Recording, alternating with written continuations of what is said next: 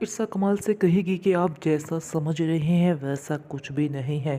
اگر آپ کے دل میں کوئی بھی بدگمانی یا کوئی بھی پریشانی ہے تو میرے بارے میں نکال دیں۔ یعنی میں نے کبھی بھی جمشید کو کس بری نظر سے نہیں دیکھا ہے۔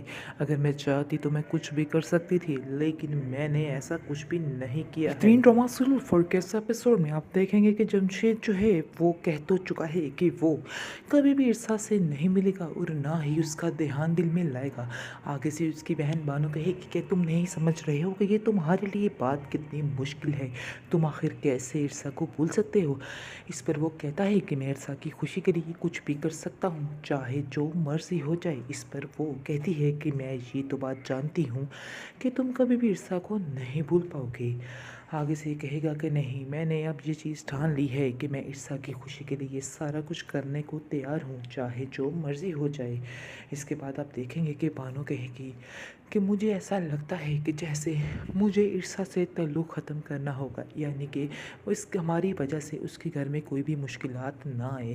اس لیے بہتر یہی ہوگا کہ اب ہم ارسا سے سارے تعلق توڑ لیں، اس سے کوئی واسطہ کوئی تعلق نہ رکھیں۔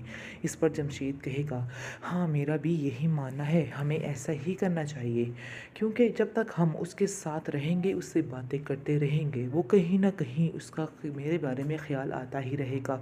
اس لیے بہتر یہی ہے کہ جتنی جلدی ہو سکے یہ کام ہمیں کر لینا چاہیے، اور تم بھی اب ارسا سے کوئی بات تعلق واسطہ مت رکھنا، اب ہمیں اسے بھولنا ہی ہوگا۔ اس پر اس کی ماں کہتی ہے کہ میں ارسا کو کبھی معاف نہیں کروں گی جو کچھ اس نے تمہارے ساتھ کیا ہے۔ آگے سے وہ کہتا ہے کہ آپ کس قسم کی باتیں کر رہی ہیں، اس نے آخر کیا کیا ہے؟ اس نے تو کبھی اس چیز کا اظہار کیا ہی نہیں تھا جس کی اس کو سزا مل رہی ہے۔